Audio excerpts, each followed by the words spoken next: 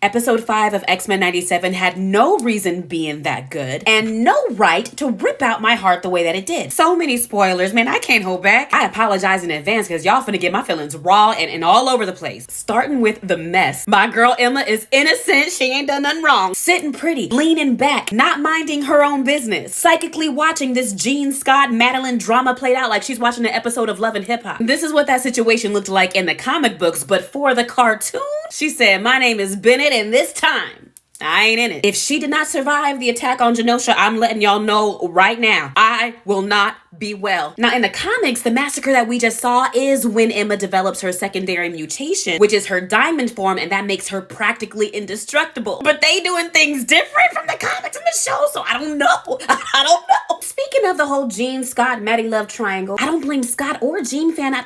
They were both wrong. And Scott kind of ain't shit in the comics, we know, but here, that man just lost his son. He's connected to the only other person that understands that trauma. And we see that him and Jean still aren't talking. Meanwhile, Jean has no idea what's real and what isn't. Her mind's been assaulted. She don't know what to trust. Her body's been violated. And her husband didn't even notice. All she did was kiss Logan. She better than me because I would've. Let me just go run out and have a baby then, Scott. And real quick, Trish Tilby, that reporter that was interviewing Scott, you raggedy bitch. It's the way she was trying to strip that man of his humanity while he described the discrimination that he faced daily as a mutant and exposed his newborn son's government information to the entire world while his people were being slaughtered. Cyclops was right. That man did not stutter once. I'd have cussed her out and knocked over a camera before I left. Genosha was very much giving Krakoa, Genkoa, if you will. And we love to see it. We love to see mutants happy and dancing and thriving. We saw actual cameos from mutants and not just Morph playing dress up to flirt with Wolverine. And right when it's getting juicy, right when we get peak Magneto mess and Rogue snapping his little heart. Real quick, she messy too. Why she had to do all that dancing and kissing up in the air in front of everybody? She played with both of their emotions. I see you, girl. But then a whole massacre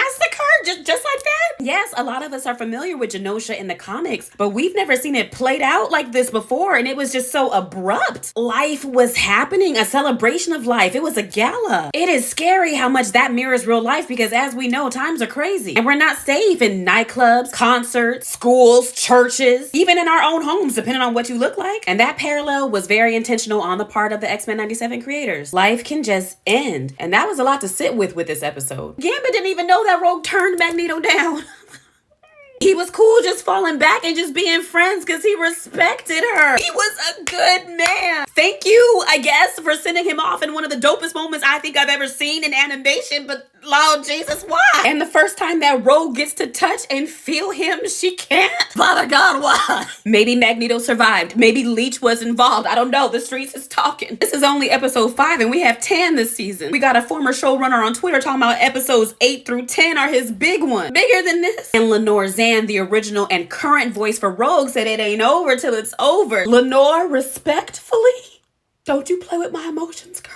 As I've mentioned a couple times, Genosha and that whole massacre, it does happen in the comics. It is a very significant loss for mutants that is never retconned or fixed. But again, the show is different. We all saw Cable, the baby from the other episodes. We saw him drop in from the future and try to warn Madeline before everything got started. So join us tomorrow morning for the watch party. The link to the Discord is in my bio. That's going to be so much trauma for a Saturday morning.